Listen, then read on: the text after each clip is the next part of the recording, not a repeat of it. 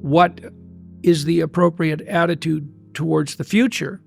And I would say, well, we could put past, present, and future in the same bin. Say, well, one of the things that you want to do is practice gratitude. And you might say, well, my life is so horrible. What do I have to be grateful for? And I would say that's for better or worse, that's still a form of blindness, right? I mean, people can have very, very difficult situations, can be in very, very difficult situations. And it's in those difficult situations where the search for gratitude becomes something that is by necessity deeper and more difficult. But that doesn't mean it's not appropriate. And there is a very tight association between loving your enemy and being grateful in spite of the terrible things that occur in your life. I've been writing about the book of Job, and Job is a story of unjust suffering, fundamentally. God deems Job a good man, so we have it on God's word that Job is actually a good man, and then all hell breaks loose, partly because God makes a bet with Satan, which is, a hell of a thing to do, and says, do your worst. He's not going to turn on me no matter what you do.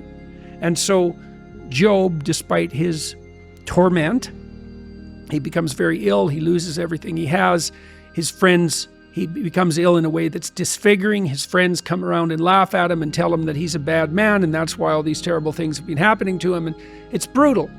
And Job refuses to lose faith in himself. He says, look, I'm not perfect, but as far as men go, I've done what I should do, and I'm not being punished in some manner that's obviously related to my sin. It's more like the random play of tragic forces in the world.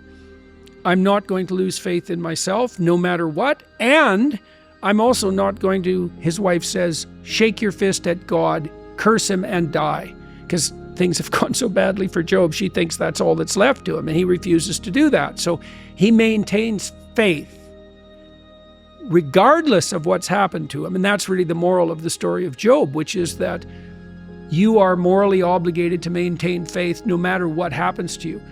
And there's a practical side to that. So imagine that God and Satan conspire against you. There'll be times in your life where it feels like that's happening. And then imagine that your reaction to that is to become bitter and resentful and hostile. Well, then whatever hell you're in, merely as a consequence of the confluence of tragic events, you have opened a whole other hell underneath it. The hell of bitterness and resentment and ingratitude, and that turns into the desire for revenge very, very quickly. You think things are bad just because they're bad.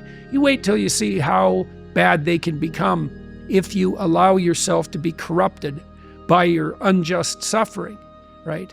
And so it's just, and I do think that this is the most practical possible advice that can be given to people, which is that you are morally required to maintain faith, to aim up, and to treat other people the way you would want to be treated, no matter what's happened to you. And that's a hell of a thing to say. And, you might say, well, that's impossible. Some people have such brutal lives that they're destined to be corrupt. But I would say that's not true. Like, I've met many people, particularly in my clinical practice, who had lives that were so brutal that you couldn't even listen to them without it like breaking you into pieces. Brutal, brutal childhoods of a depth of malevolence you can hardly conceptualize, who decided despite that they were going to aim up and they were going to maintain faith in themselves and the world. And so it's like, that's on the table for people.